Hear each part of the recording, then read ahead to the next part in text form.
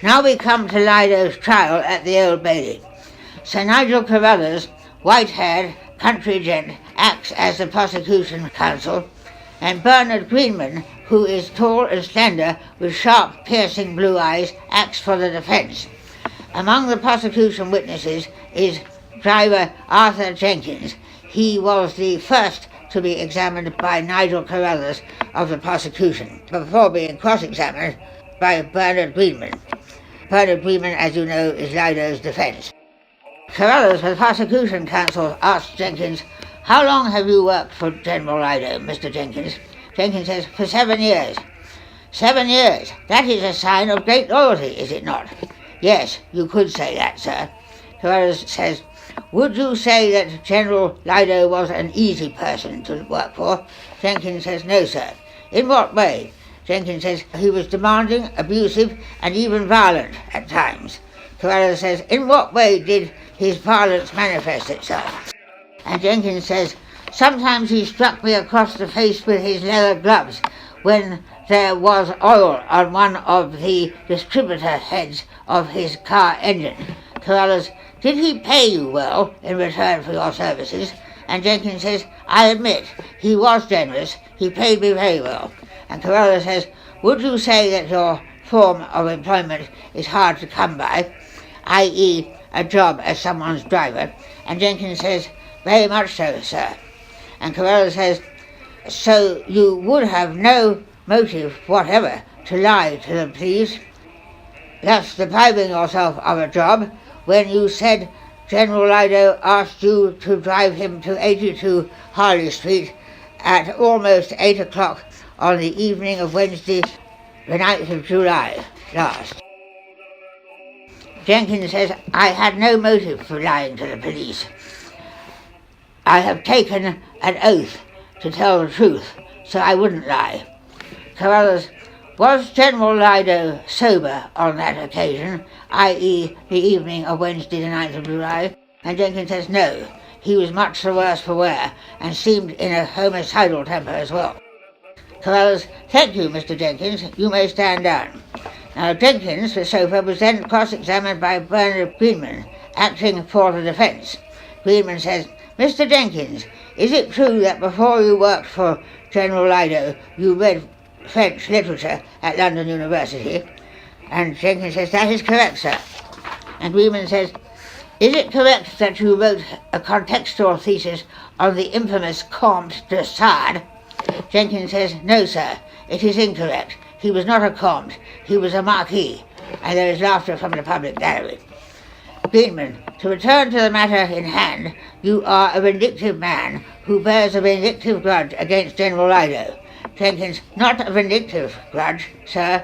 All the same, I don't like him as a person." Greenman says, "You are not telling the truth, are you, Mr. Jenkins? You do bear a vindictive grudge against General Lido."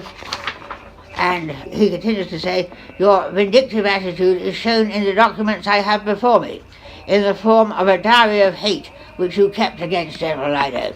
I will read out loud a section of the diary of hate which you kept against him." And Greenman reads aloud sections of Jenkins's diary of hate. Then Greenman, the defence, says, "Do you mean to tell me that your feelings towards General Lido are not vindictive?" And Jenkins says, "Of course not, sir. It was all a joke." And Greenman says, "Then you must have a very peculiar sense of humour." And Greenman says, "Allow me to go on, Mr. Jenkins. Let me remind you that you wrote a letter to a firm called Mack Enterprises in Sheffield, in General Lido's name.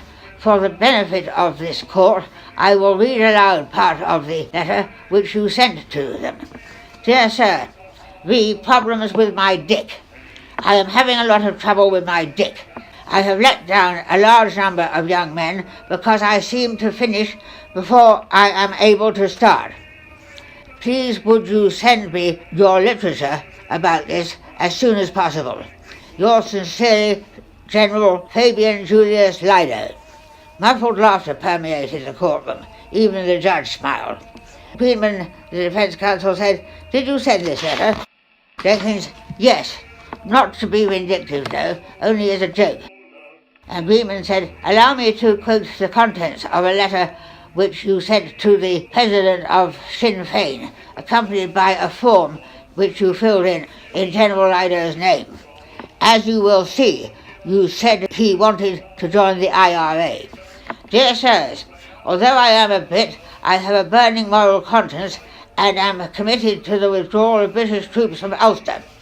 I wish to join the Irish Republican Army. Perhaps you could very kindly send someone round to my house to discuss this.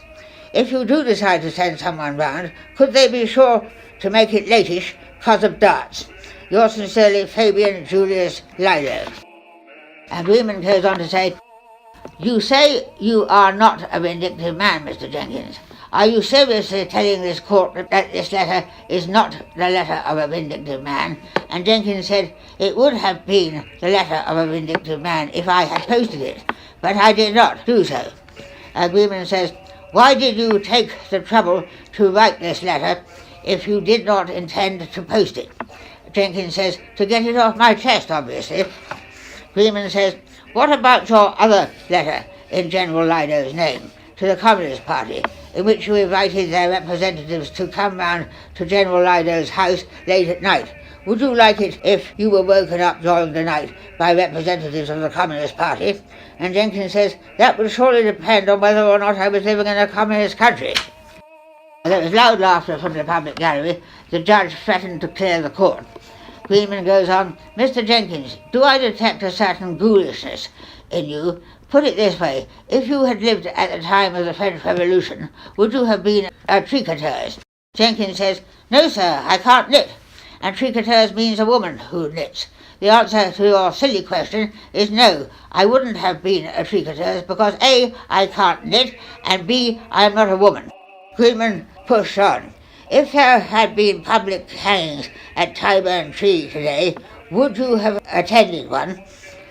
And Jenkins replies, "That would surely depend on whether or not I could find a parking space within 50 yards of the gallows." And Greenman says, "All right, allow me to abandon this subject for the time being." And then Greenman says to Jenkins, "You had a highly checkered past before you had started to work for General Lido. After graduating from London University, you suffered from a great deal of mental issues. To give an example, in the very distant past, you were detained under Section 3 of the Mental Health Act of 1968 when you were 12 years old because some fatuous oaf had dared you to go to the Soviet embassy where you recited an obscene poem about Lenin's mother, and you were forcibly thrown out." Greenman said, "I have the obscene poem about Lenin's mother on my files. I will read it. The poem about Lenin's mother is too obscene to print." And then Carruthers says, "My learned friend, I really must object." Then he shouted, "If Mr. Jenkins was only 12 when he recited the obscene poem about Lenin's mother, that part of his history can't possibly be judged." A small number of witnesses, both for the prosecution and the defence, were called, but they were inarticulate, tired and giggly. The judge, too, was exhausted. He intended to bring the case to an end, and invited Carruthers and Greenman to bring things to a close. There followed a summing up, then the jury went out. Lido was sweating from head to foot as he continued to sit in the dock. The judge entered the courtroom, and the court rose. The judge, "Members of the jury, are you agreed upon a verdict?" "We are," said the jury foreman. Judge, "Do you find the prisoner Fabian Julius Lido guilty or not guilty of the murder of Marigold Meadow?" "Guilty." The judge addressed Lido, and he said, "Fabian Julius Lido, the jury has found you guilty of the willful, callous, motiveless murder of a decent, innocent woman who lived at number 82 Harley Street, namely Mrs. Marigold Meadow. The sentence of the court is that you serve at least 30 years imprisonment." There were tears in Greenman's eyes. Lido found himself checking into Wormwood's clubs. Faithful Festenstein, who had been sitting in the public gallery, broke down when he heard the verdict and wept audibly. Lido's outward bullying manner was very much moderated when he went to Wormwood Scrubs. He was frog-marched into a waiting area. You are now a prisoner in HM Prison Wormwood Scrubs. From this moment on, you will address all prison officers as Sir, barked the chief guard. Name, Fabian Julius Lido. Sentence, 30 years, sir. Crime, the accidental killing of a person, sir. The chief guard says, you are now 100623. That is your number, and it is necessary for you to memorize that number. Empty your pockets. Lido turned out his pockets and put the contents of his pockets on the table in front of him. Chief guard says, are you able to see the white line painted on the floor directly behind you, 100623? Yes, sir. Then your toes belong on the other side of it. Sign here for any valuables. The hip flask, cigars, and lighter you brought in, you lose those. Now go to the table over there and get undressed. Do you wear glasses or contact lenses? Glasses, sir. Okay, the chief guard says, one black rubber Macintosh with leather breeches underneath it. And then he says, have you been receiving treatment for serious illness? No, sir, says Lido. One pair of kinky rubber briefs, one pair of crisscross ladies' stockings. You lose all those as well. And he adds, the chief guard, bend over and touch your toes. And the chief guard says, have you or did you have in the past any venereal diseases? No, sir. Lice? No, sir. Epilepsy? No, sir. Right, 100623, go over there for a bath. Once Lido had settled into Wormwood Scrubs with all his clothes confiscated, he was given a uniform and allocated a cell which he shared with two others. The first of these was a vicious football hooligan called Buck, who had got 20 years. Buck, a heterosexual, was 6 foot tall and had broad shoulders. He was a Manchester City supporter, aged 25, and had thick red hair. He had been nicked for beating a female Chelsea supporter. He had teeth like piano keys, stank like a badger, and looked like the wreck of the bloody Hesperus. The other inmate was a slight but muscular gay fellow with thick blonde hair. He was about 18. His name was Simon. Lido befriended Simon on the first day of his incarceration. Lido thought that Buck, the heterosexual, was rather boring, but set his sights on Simon. As Lido's love for Simon grew, he felt terrified of his new love being taken ill. The two had sex several times a day in the lavatories. Simon says, you don't need to fear anything like that about me being taken ill. Also, all my relatives, my brothers, sisters, and parents are likely to live to a ripe old age. Lido says, that's a relief. I fear bereavement like the plague. Simon says, Simon's sentence expired within 6 months. He was replaced by a violent cat builder. His name was Wayne. He was a heterosexual like Buck. He had battered 2 old ladies who had surprised him when he had broken into their house one night and intending to burgle it. He was a karate black belt, and although not much of a companion to Lido, he was at least able to defend him from other prisoners. In the meantime, Lido was able to have gay affairs with inmates occupying other cells.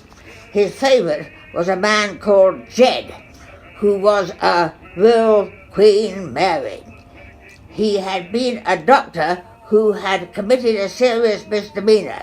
Somehow he had got into a fight with another doctor in a pub and had broken his jaw. Then the other doctor had slashed his opponent's face with a shard of glass, leaving him with a permanent scar. However, Ted went under. He was admitted to the prison hospital with depression. Lido, who was exceptionally highly sexed, sought other male lovers. He also discovered what was known as cottaging. He gathered together a few gay prisoners in one of their cells. Somehow, one of them managed to turn the overhead light off. There were 5 of them, and the turn-on for Lido was caused by the fact that he didn't know any of these other people personally. The only handicap Lido had was that he always insisted on pitching instead of catching. He was bitterly averse to catching, and this limited his chances of forming long-term relationships. This problem was caused by his having painful cysts in the rectum. Now we are going from Wormwood Scrubs prison back to Dr. Douglas Swade, the psychiatrist. Dr. Swade felt a new man now that Lido, his persecutor, was behind bars. His relief did not last long, however. His phone rang. The caller was Arthur Jenkins, Lido's former chauffeur. Jenkins told Swade he wished to discuss a matter of some weight with the psychiatrist. Jenkins went on to say that he wanted to get something off his chest. Jenkins said, "I need to talk to you about my boss, General Lido. I hated him so much that I lied in court. I committed perjury. It was on my evidence that he went down. I told the police and the court that I had driven Lido to 82 Harley Street at 7:30 on the evening of Wednesday the 9th of July. That was a lie. I must see you." Swade says, "I regret that I cannot see you, Mr. Jenkins," and he's pretty paranoid. And Jenkins says, why? And Swade says, "I repeat, I cannot help you. But whatever you do, don't consult the police. You'll be done for perjury. And that can carry a stretch of 4 years." That evening, Swade and his wife were having drinks before dinner. She advanced towards him, her Dior evening gown covered with Ban the Bon badges as usual, which she attached to all her other Christian Dior dresses. She said, "You look terrible. You look worried sick. What's the matter?" And Swade continued to look terrible for a fortnight without telling his wife anything. Eventually he told his wife to call the police. Then he confessed to her, "It wasn't Lido who killed Marigold Meadow. I killed her. I was coming back to my rooms to do some paperwork on the evening of Wednesday the 9th of July. I was befuddled with tranquilizers. I saw a figure kneeling on the steps polishing the railings. I could only see the back of the figure. I was convinced it was Lido. I approached the figure from behind and strangled her. It was only then that I realized that it was Marigold Meadow who was lying on the steps, and I had strangled her." And Mrs. Swade tells Swade that if he gives himself up, she will never communicate with him again.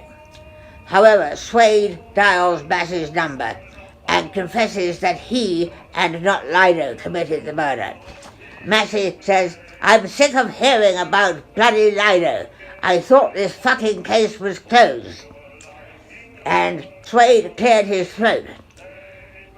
And Massey says, "I suppose you'd better bowl down to the fucking neck and make a statement, Dr. Swade." And now we come to 6 weeks later. Lido was in one of the lavatories at Wormwood Scrubs, buggering another of his lovers, a violent lorry driver called Steve. A warder who knew where he could find Lido knocked on the lavatory door and interrupted him. He said, "You're wanted in the governor's office, Lido." Lido was nervous. He reported to the governor's office and said, "Has someone been taken ill?" The governor told him there had been a hideous miscarriage of justice and that he was free to go home. "Damn it, I was really beginning to like it here," said Lido. Do enjoy your read.